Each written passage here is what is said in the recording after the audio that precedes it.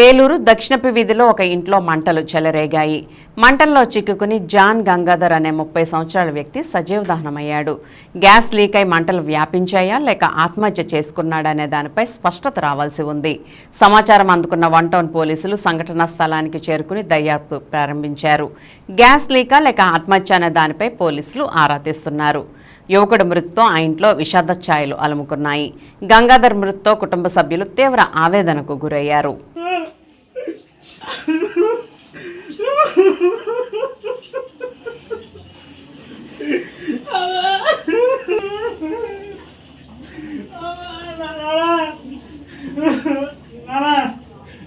Hello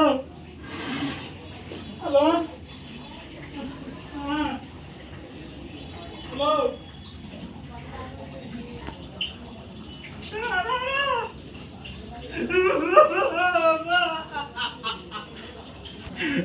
ఇక్కడ ఏలూరు అన్నయ్య చావచ్చు ఎక్కడ వచ్చాను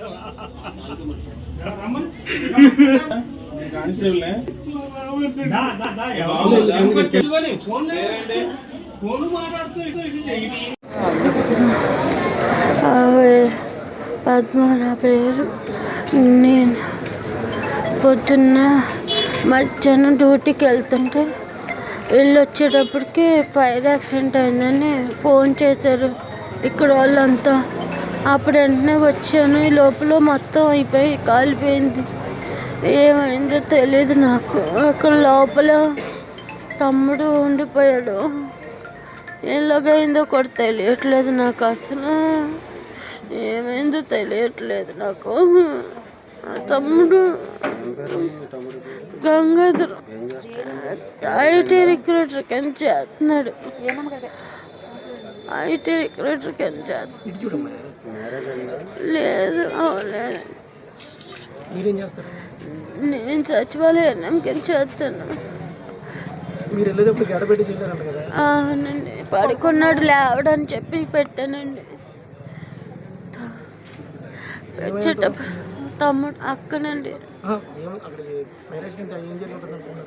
ఏమి లేదు, గ్యాస్ ఏమో పేలింది, శబ్దం వచ్చిందని చెప్పారండి. నేను వచ్చేటప్పటికి మొత్తం అంటుకుపోయినాయండి. ఏం లేదు అసలు. ఇందాక మూడు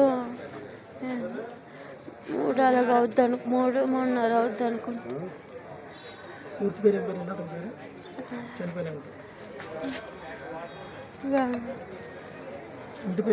జాను.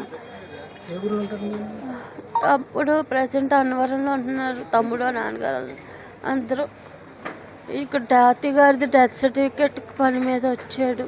నాతో పాటు నిన్న డ్యూటీ నుండి ఊరి నుండి వచ్చాడు. ఏం లేదండి, ఎప్పుడు సరదాగానే ఉంటాం ఇద్దరం, తమ్ముడు నేను. అదేం లేదండి, ఎప్పుడు ఏదైనా ఉన్నా కూడా చెప్తాడండి. నాకే అన్నీ చెప్తాడు. అసలు ఎవరితోని పంచుకోడు. మా డాడీ వాళ్ళతో కూడా ఎప్పుడు ఏం చెప్పకపోయినా నాతో అన్నీ చెప్తాడండి. ఏ విషయం ఏమైందో తెలియదండి నాకు కూడా. మరి ఎందుకు అలా అయిందో.